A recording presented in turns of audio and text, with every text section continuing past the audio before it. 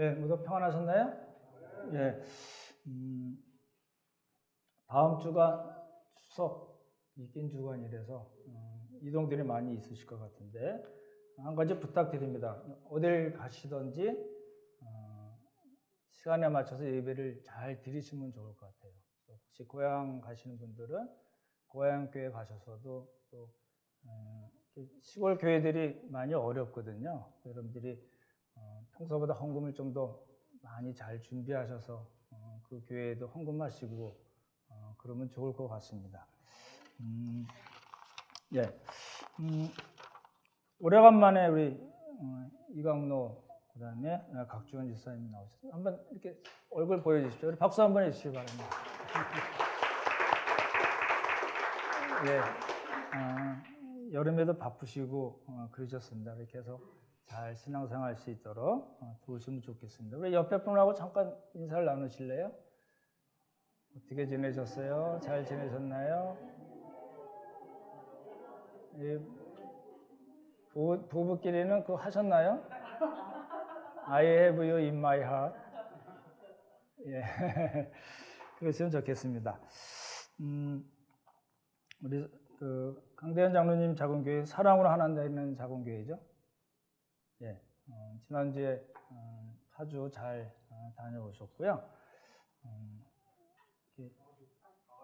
강화도입니다. 예, 죄송합니다. 강화도 좋더라고요. 예, 오늘 말씀 전하겠습니다. 바울이 알고 싶어 했던 것들, 또 우리가 알아야 할 것들, 세 번째고요. 이제 다음 주에 이제 14절까지 해서 네 번째로 다 마치는데, 말씀드렸던 대로 다르게 우리가 이야기할 수 있습니다. 바울이 살았던 삶, 또 우리가 살아야 할 삶입니다. 그렇죠? 10절과 11절 우리 한번 다시 읽고 한번 암송해 보면 좋을 것 같습니다. 같이 10절, 11절 같이 먼저 읽고 같이 암송할까요? 시작! 내가 그리스도와 그 부활의 권능과 그 고난의 참여함을 알고자 기우심을 본받아 어떻게 해서든지 죽은 자 가운데서 부활에 이르려 하노니. 예, 한 20초 시간을 드릴게요. 한번 암송을 해보시면 좋겠습니다.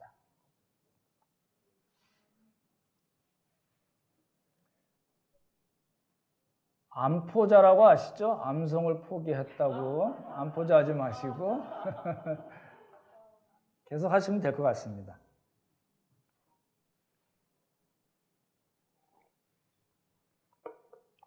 내가 그리스도와 그 부활의 권능과 그 부활의 참여함을 알고자 하여, 거기까지가 하나고, 그의 죽으심을 본받아 어떻게 해서든지 죽은 자 가운데서 부활에 이르려 하노니.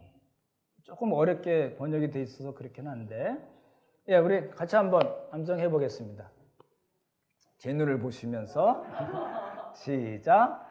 내가 그리스도와 그 부활의 권능과 그 고난의 참여함을 알고자 하여 그의 죽으심을 본받아 어떻게 해서든지 죽은 자 가운데서 부활에 이르려 하느니.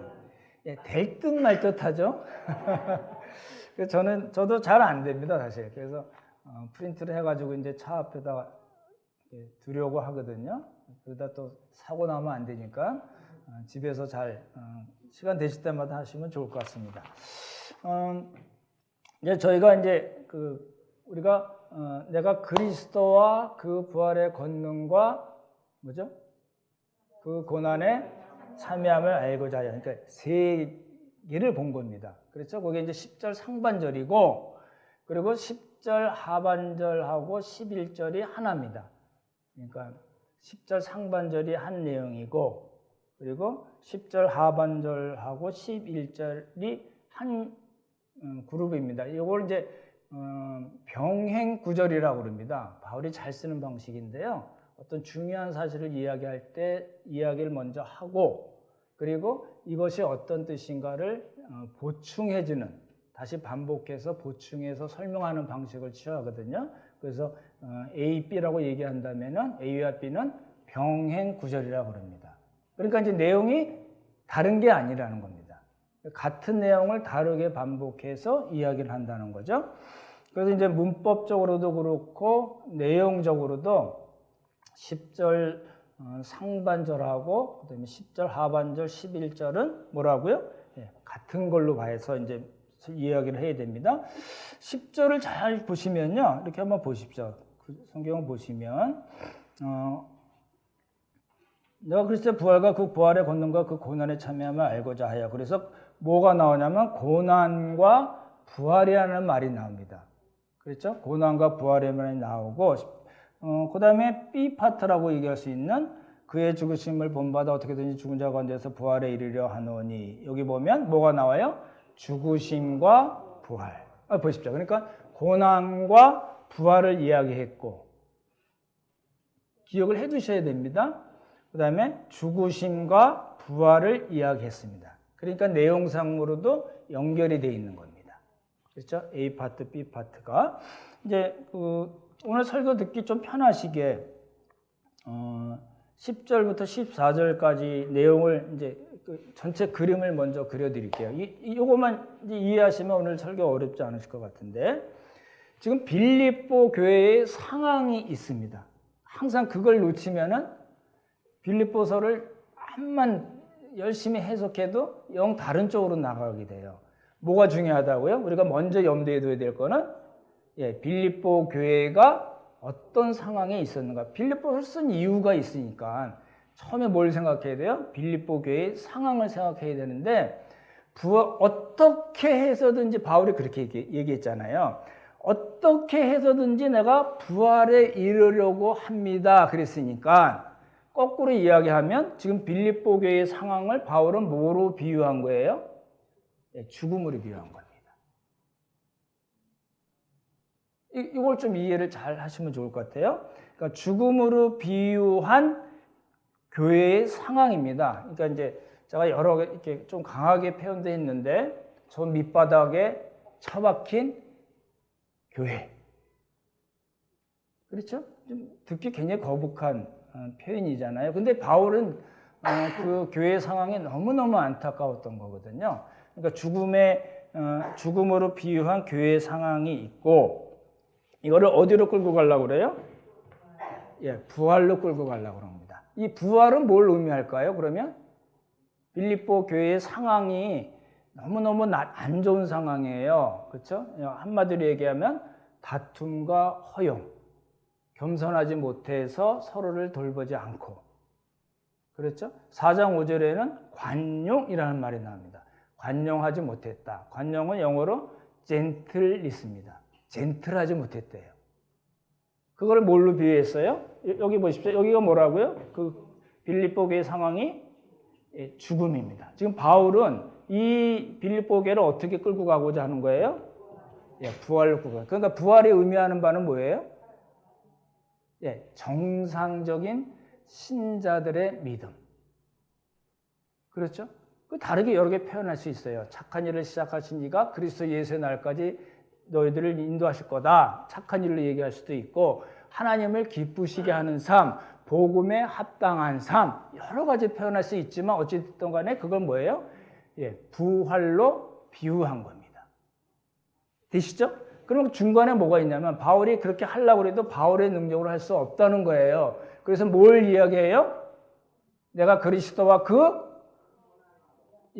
그리스도의 부활의 권능. 그러니까 그리스도께서 나에게 주시는 그 능력으로 죽음에 비유할 수 있는 그런 상황에 있는 빌립보 교회를 정상적인 믿음으로 끌고 가겠습니다. 라는 거예요. 그러니까 뭐가 필요해요? 그리스도의 능력이에요. 그게 문제의 핵심이에요. 그렇죠? 근데 이제 그렇게 하다 보니까 그리스도께서 능력 주시면 그냥 촥 일사천리 되는 게 아니잖아요. 그러니까 어떤 바울 개인의 입장에서는 어떤 어려움이 있어요? 내가 그리스도의 그 고난을 알고자 해요. 고난에 참여함을 알고자 해요. 내가 그 그리스도의 고난에 참여하고 싶습니다라는 고난이 있는데 그 고난이 너무너무 힘든 고난이기 때문에 죽음과 같은 고난이라고 제가 말씀드리는 겁니다. 이 그림이 그려지시나요? 다시 할까요? 여기 죽음에서 부활. 그렇죠? 그리스도의 능력, 그리고 뭐예요? 죽음과 같은 고난. 요거는 이제 그림을 그리시면 좋을 것 같아요. 그래서 바울이 그리스도의 고난에 참여함을 알고 싶다. 그리스도의 고난에 동참합니다. 라고 이야기하고 오늘 본문에 보시면 10절 하반절에 뭐라고 나왔어요? 그의 죽으심을 본받아. 그러니까 바울은 이 죽음과 부활, 그리스도의 능력, 죽음과 같은 고난에서 뭘 이야기해요? 그거를 뭐라고 표현했냐면 그리스도의 고난에 동참합니다. 그리고 그리스도의 죽으심을 나는 본받습니다. 라고 표현한 겁니다. 그게 이제 그 그림만 갖고 계시면 빌립보에서 바울이 이야기하는 것이 뭔가가 사실은 명확해집니다. 그렇게 보시면 좋을 것 같고, 이제 염두에 두시고 이제 하나씩 풀어서 말씀을 드릴게요. 이제 그걸 다 이야기하고 나서 나는 이래. 바울은 그걸 이야기하는 걸까요? 아니에요. 그러니 어떻게 하라고요? 빌립보 교인들에게 어떻게 하라고요? 예, 정상적인 신자의 삶을 사십시오. 그리스도 예수의 마음을 품고 서로를 돌봐주세요. 라고 이야기하는 거예요. 그게 이제 바울이 이야기하는 빌립보서 내용의 핵심입니다. 조금씩 이제 다시 설명을 드릴게요. 이제 병행 구절을 사용해서 A 파트, 그러니까 10절 상반절과 B 파트, 10절 하반절, 11절을 이제 병행 구절로 삼아서 이제 강조하는, 그렇죠? 보충하고 내용을 강조하는 방식을 쓴 겁니다. 이제 오늘 본문을 잘 보시면 그의 죽으심을 본받아. 이건 그의 죽으심을 본받는다는 건 뭐라고 설명드렸어요? 앞에 나온 그리스도의 고난에 동참하는 것. 같은 내용입니다. 같은 내용을 그렇게 표현한 거고. 그 다음에 이제 조금 오늘 어려운 구절이 이제 11절에 나옵니다. 11절 한번 보시기 바랍니다. 11절 같이 읽죠. 시작. 부활에 이르려 하느냐. 어떻게 해서든지 굉장히 강조하는 그런 방법을 쓴 거예요. 죽은 자 가운데서 부활에 이르려 하느니. 그러니까 빌립보 교회의 상황을 죽음으로 비유를 하고 부활에까지 정상적인 믿음, 하나님이 기뻐하시는 믿음, 복음에 합당한 삶으로 가도록 노력하겠다, 힘을 쓰겠다, 섬기겠다라는 걸 이야기했잖아요.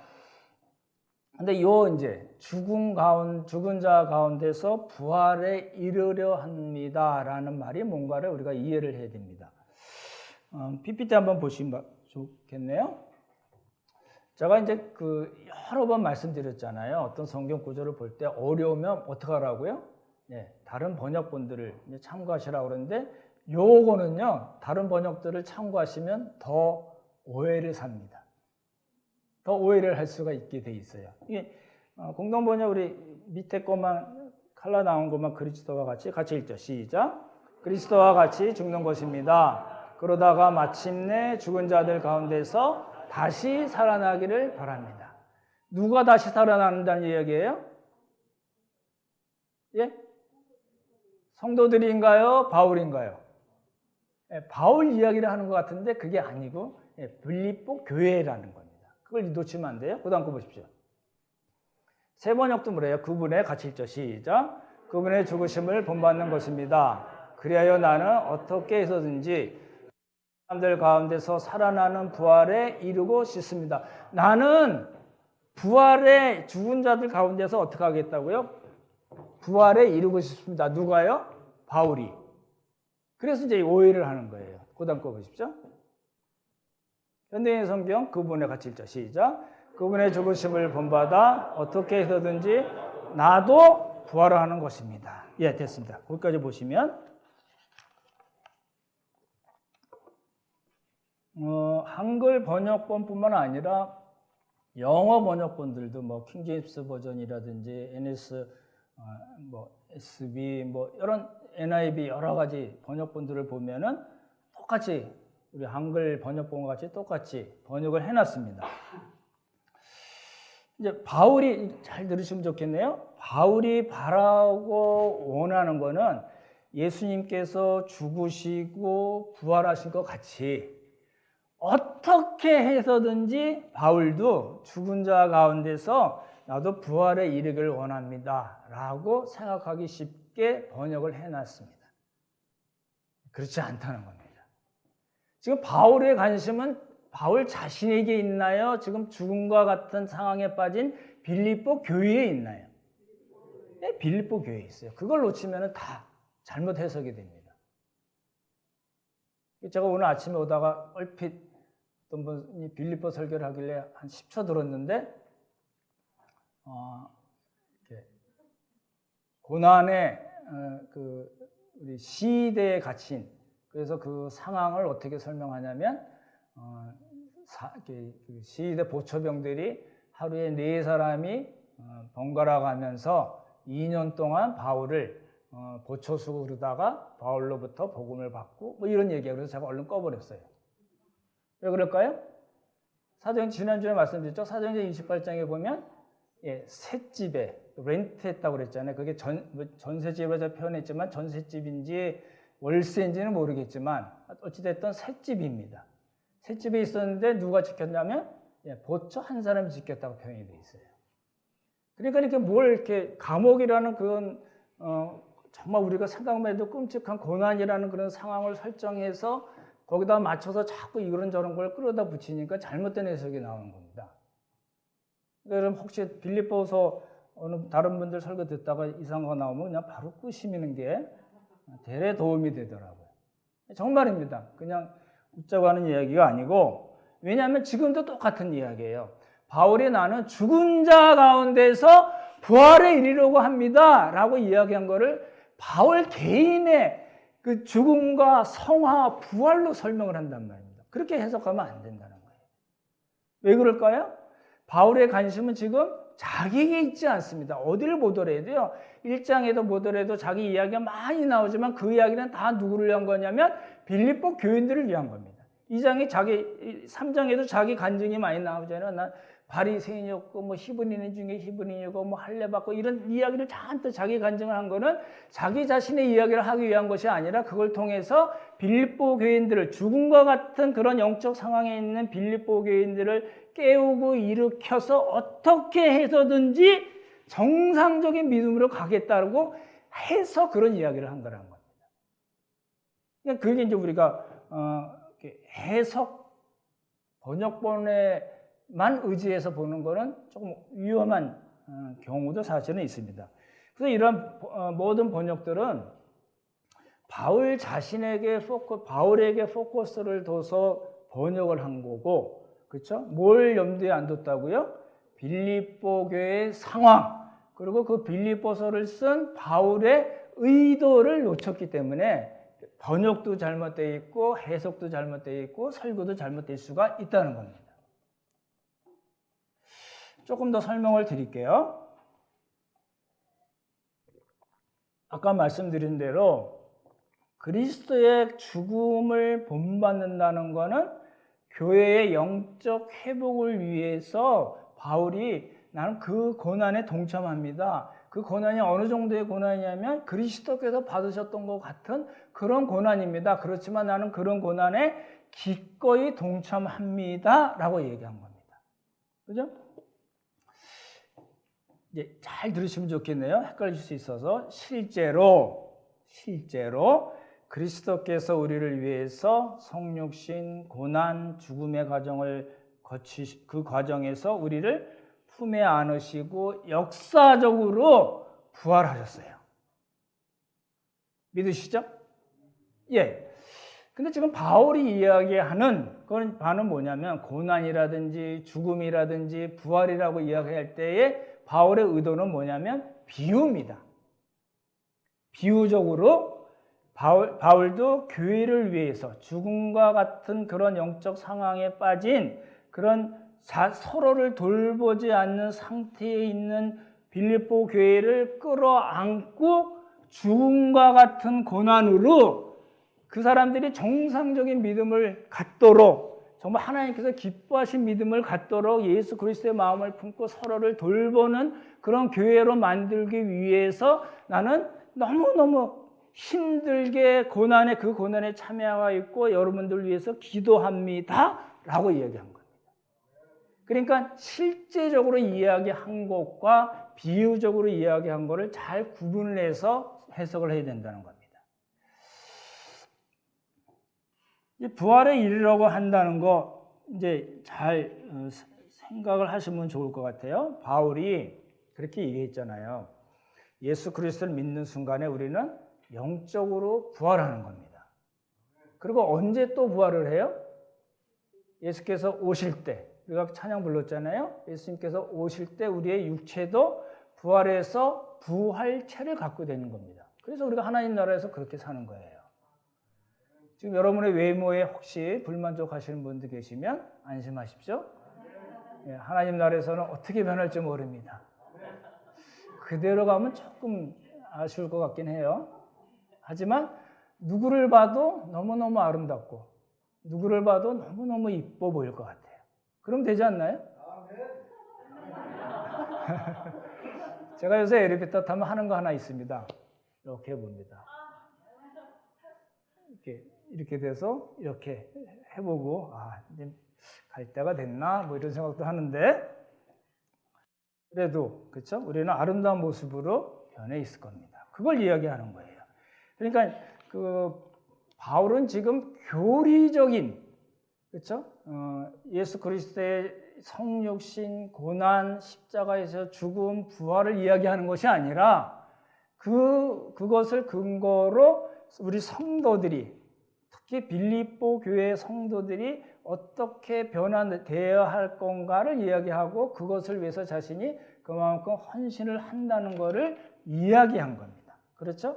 그래서 빌립보서 전체 문맥에서 아까 큰 그림을 말씀드렸는데 부활에 이르려 한다라는 것은 마지막 날 육체의 부활을 이야기하는 것이 아니라 영적 침체에 빠진 빌립보 교회의 사람들이 성도들이 정상적인 신앙으로 회복하는 것을 의미합니다. 그게 뭐라고요? 부활의 의미입니다. 그러니까 나 혼자 그리스도께서 혼자 성육신하시고 고난당하시고 십자가 못 박혀 돌아가시고 혼자 부활해서 하나님 나라 쏙 들어가셨나요?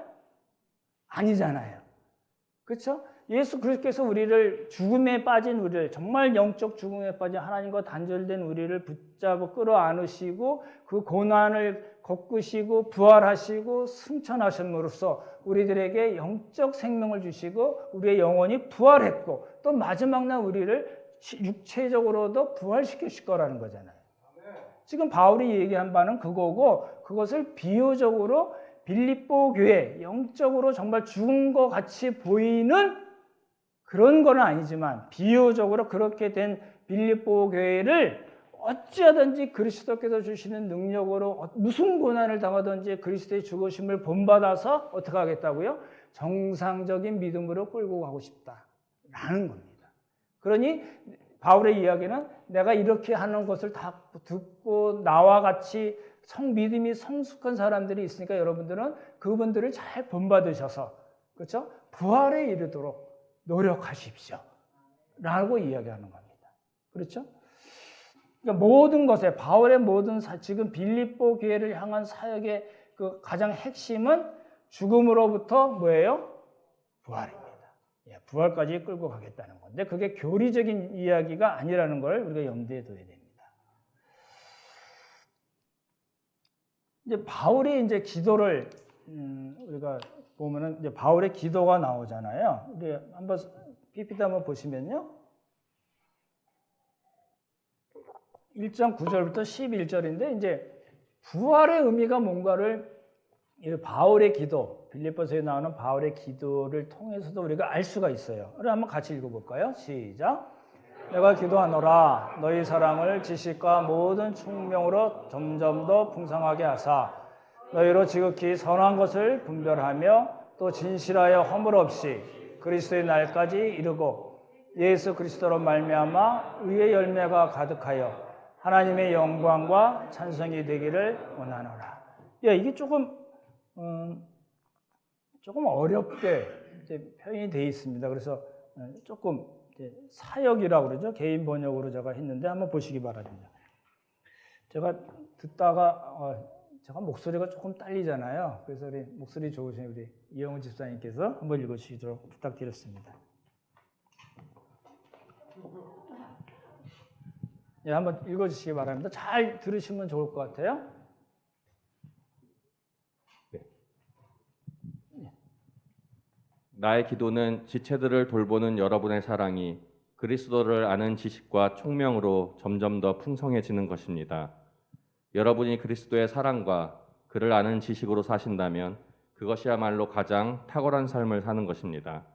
여러분이 그렇게 사신다면 세속에 물들 일이 없을 것이며 원망과 시비로 다른 지체들을 넘어지게 하지 않게 될 것입니다. 이렇게 예수 그리스도를 아는 지식과 그분을 닮을 삶을 산다면 그것은 의의 열매를 맺는 삶이며 하나님께 영광과 찬송을 드리는 삶입니다. 저는 여러분 모두 이런 삶을 살기를 간절히 기도하고 있습니다. 네, 예, 감사합니다.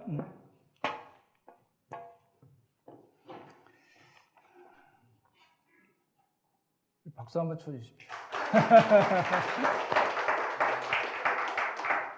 제가 부탁을 드렸더니 제가 부탁드릴 때 되게 어렵게 왜 그럴까요? 왜 어렵게 부탁드릴까요? 거절당할까 봐.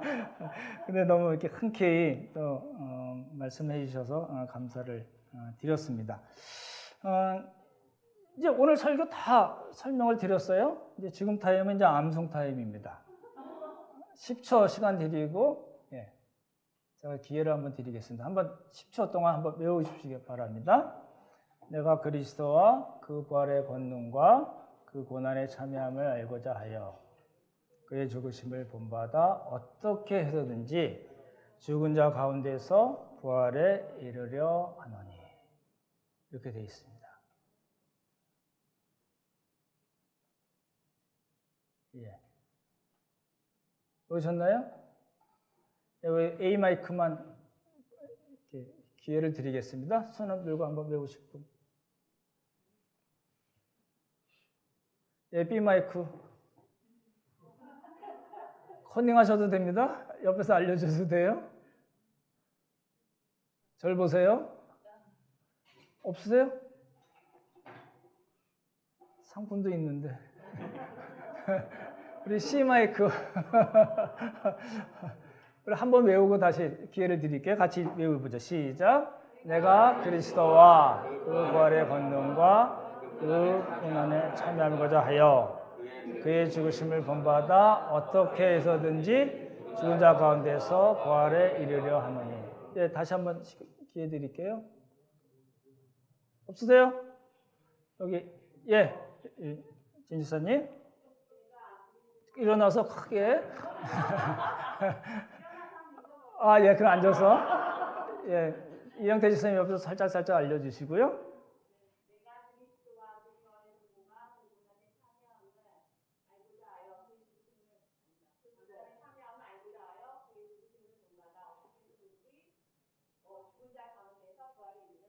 예, 감사합니다. 나오십시오. 나오세요. 상 있다니까요. 나오십시오.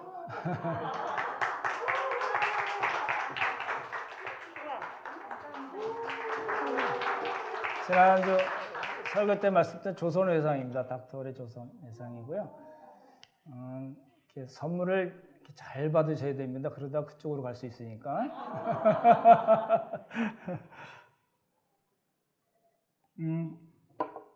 근데 이제 우리가 생각해 봐야 될 게 또 하나 있어요.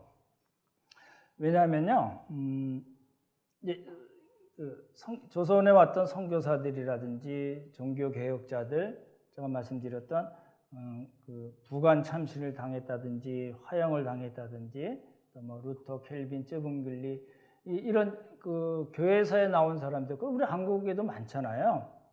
손영환 목사님이라든지 뭐 주기철 목사님이라든지 그런 분들이 복음을 위해서, 복음과 교회를 위해서 전 생애를 바쳐서 일하신 분들이 굉장히 많습니다. 교회사는 그런 분들, 교회 이제 한국 교회 역사도 그렇지만 두 가지입니다. 명함이 이렇게 엇갈려요. 정말 그렇게 귀하게 사신 분들이 있는가 하면 이런 XX가 있나라는 사람들로 사실은 지금도 교회 역사가 계속 진행이 되고 있는 겁니다. 두 가지 역사가 동일하게 진행이 되고 있거든요. 이제 그런 이야기를 들으면 이제 우리가 어떻게 생각하냐면, 내가 그리스도의 복음, 고난에 참여하고 죽으심을 본받아? 그래서 교회와 성도를 위한 그런 삶을 살 수가 있어? 나도 가능한가? 라는 생각을 갖는다는 거예요.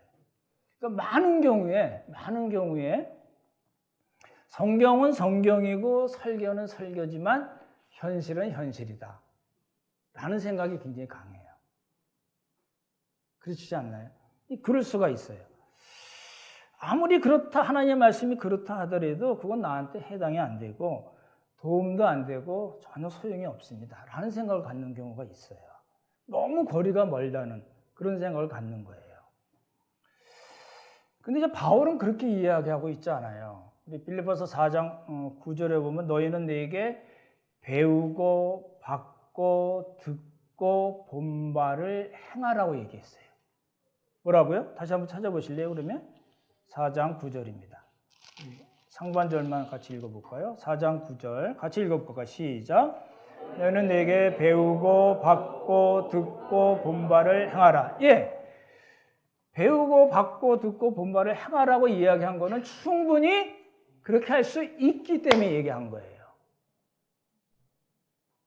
나는 이렇게 살았지만 너희는 이렇게 못 살아라고 이야기한다면 바울이 그렇게 이야기할 이유가 없잖아요. 그렇게 편지를 쓸 이유가 없잖아요. 지금 바울은 뭘 이야기하고 있어요? 왜 자기 자신의 이야기를 이렇게 길게 했을까요? 왜 이게 표현이 되게 어려운 표현들이 많이 나온 거거든요, 사실은. 그걸 통해서 왜 빌립보 교회를 자꾸 권면을 할까요? 그렇게 살라는 거예요. 그렇게 살 가능성이 없는데 살라고 얘기했을까요? 그렇지 않다는 겁니다. 그럼 우리가 거기에 이제 착안을 해야 될 것 같아요. 이제 그 한국 교회는요, 많은 경우에 그런 것 같아요. 제가 목사이기 때문에 이제 목사님들하고도 지금은 이제 별로 할 이야기 나눌 기회가 없는데, 이제 병원에 있다든지 누가 아시는 믿는 분들이 이제 자꾸 자기네 교회를 얘기를 해요. 여러분 어느 교회라고 하면 다 아실 만한 교회들이 많고 이런저런 얘기들을 많이 해요. 제가 들으면서 뭘 느끼냐면, 한국 교회는 목표 지점을 잘못 잡은 것 같다는 생각이 드는 거예요. 무슨 이야기냐면, 정말 그리스도를 위해서 고난을 받고 죽으심을 본받아서 어떻게 해서든지 예수 그리스도의 마음으로 형제 자매들을 돌보는데 목표 지점이 있지 않은 거예요. 그래서 문제가 되는 거예요. 근데 이제 많은 분들이 신앙생활을 하면 할수록 그런 목표 지점, 그런 공동체의 분위기에 너무 익숙해 있는 거예요. 익숙해 있으니까 이제 정말 말씀을 말씀대로 이렇게 전하고 마땅히 여러분들 이렇게 사셔야 됩니다. 하나님의 말씀입니다. 라고 전하면은 이게 무슨 뜻인지 잘 쑥 안 들어와요. 쑥 안 들어가고 알아도 뭐예요? 몸이 안 움직이는 거예요, 몸이. 이게 문제가 되는 거예요. 요양병 얘기를 말씀드리자면, 요양병원에는 자기 몸을 잘 못 이기신 분들이 많습니다. 무슨 파킨슨 병 때문에 그런 분들도 있고, 뇌졸중 때문에 그러신 분들도 있고, 치매가 심해서 그런 분들도 있고, 아주 다양합니다. 대부분은 뭐예요? 몸을 못 움직이니까 어떤 일이 생길까요? 자꾸 근육이 빠져나가는 거예요. 근육이 빠져나가니까 어떻게 해요? 나중에는 그냥 와상이라고 그러죠. 그냥 누워 계시는 거예요. 제가 맨날 그런 환자들 보잖아요. 그러면서 느끼는 게 뭐예요? 우리 한국교회가 그런 목표 지점을 잘못 잡아서 성도들이 움직이지 않게 만들고, 그죠? 그냥 이렇게 말씀을 참 은혜로운 말씀 듣고 좋았고, 내 마음이 막 울리는 그런 설교를 해주시고, 거기서 은혜 받았다고 이야기하고 땡. 그리고 또 한 주 살다가 또 와서 그거 하고 땡. 또 하고 땡. 이게 되는 거예요. 이게 너무 몸에 익숙한 거예요. 그러니까 뭘 하자고 그러면은 일단 귀찮은 거예요.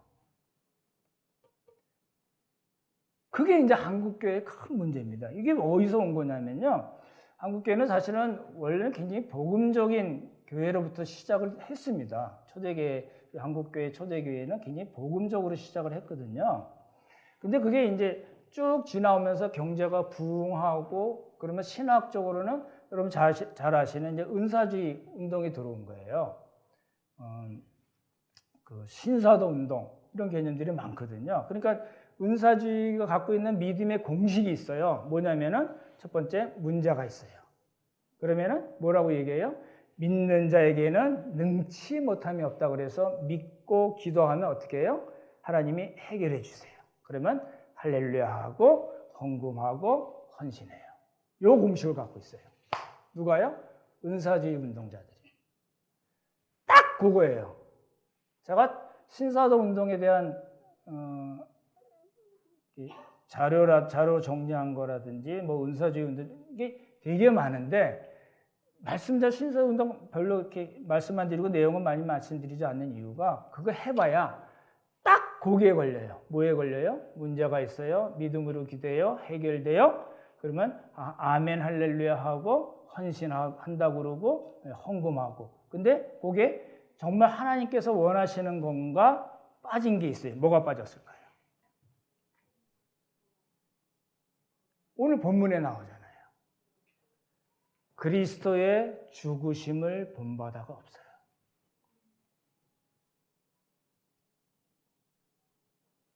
고난 없이 영광만 찾기를 원하는 거예요. 고난 없는 영광 있을까요? 그런 건 없어요.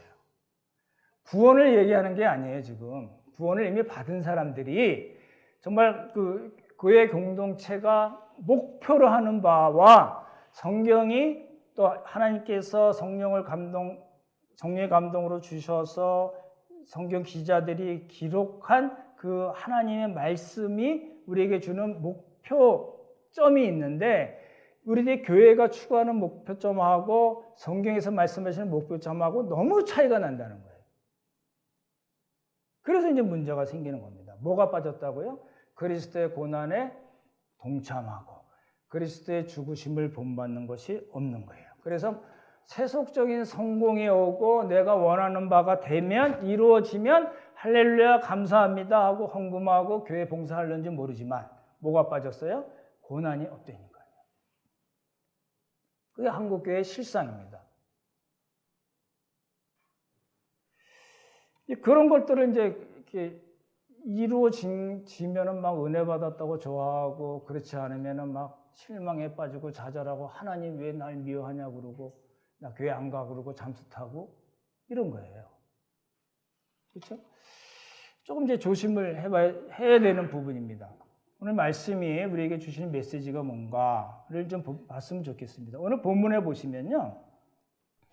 고난이라든지 죽음이라든지 또 바울이 정말 그 교회를 위해서 복음과 교회를 위해서 힘쓰다는 표현이 뭐 어떻게 나오냐면 어떻게 해서든지 라는 말이 나와요. 그러니까 이런 말씀들이 이런 단어들이 부담이 되는 거예요. 반갑지 않고 그렇죠? 쓱 외면해 버리고 싶은 이야기들로 차 있는 거예요. 왜요? 우리는 태생적으로도 그렇고 한국교회는 신학적으로도 그렇고 교회 공동체들이 목표로 삼고 있는 것은 굉장히 기복적이에요. 그렇기 때문에 고난을 이야기하고 죽음을 이야기하고 어떻게 해서든지 힘을 써서 뭐 이런 이야기 나오면은 쓱 외면해 버리는 거예요. 은혜가 안 된다는 거잖아요. 근데 이런 경우도 생기죠.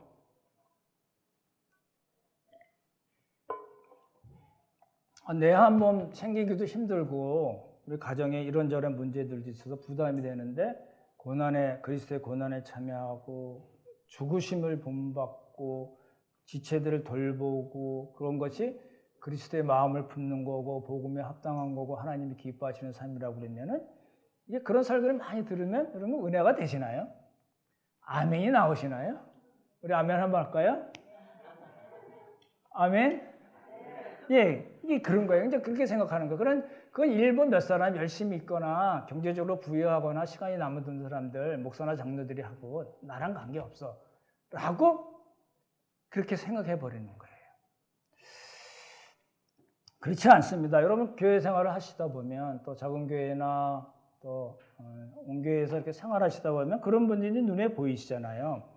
이렇게 다투고 허영, 그다음에 분쟁, 시기, 그리고 자기만 살피고 형제자매들 돌보지 않고 관용하지 못하는, 아까 4장 5절 말씀드렸잖아요. 젠틀하지 못한 사람들을 볼 수가 있어요. 말씀을 또 어떤 분들은 되게 어려워해요.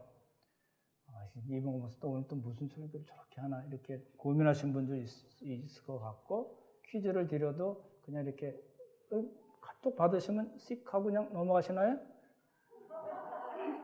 웃으신 분들 좀 수상합니다. 또 신앙의 방향을 못 잡고 힘들어하시는 분들이 있을 거 아니에요. 얼마나 일이 많겠어요. 그렇죠? 그런 분들은 어떻게 하는 거예요? 그리스도의 마음을 품고 돕는 거예요. 돌봐주는 거예요. 그거예요. 그게 성경에서 우리에게 말씀하시는 목표점이지, 내가 잘 되는 그 기복적 신앙의 목표점이 아니라는 거예요. 우리는 지금 잘못된 목표 지점을 너무너무 많이 보아왔고, 그런 간증들을 많이 들었고, 그렇게 부러워하고, 우리도 그렇게 됐으면 좋다고 지금까지 많이 그렇게 생활을 해온 거예요. 아니라는 거예요. 뭐가 없다고요? 고난이 없다니까요. 그리스도의 죽으심을 본받는 게 없다는 거예요. 그러니까 현실적으로 보십시오. 현실적으로 우리가 할 수 있는 거는 아주 조그만 거. 어떤 거예요? 아주 조그만 거 하는 거예요. 무슨 마음으로? 그리스도 예수의 마음으로 품고.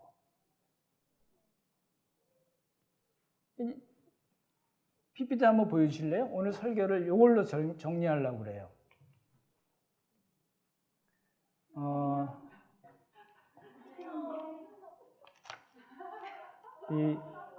지난주 그 어린이교회 교사 창에 올렸던 사진인데요. 제가 따왔습니다.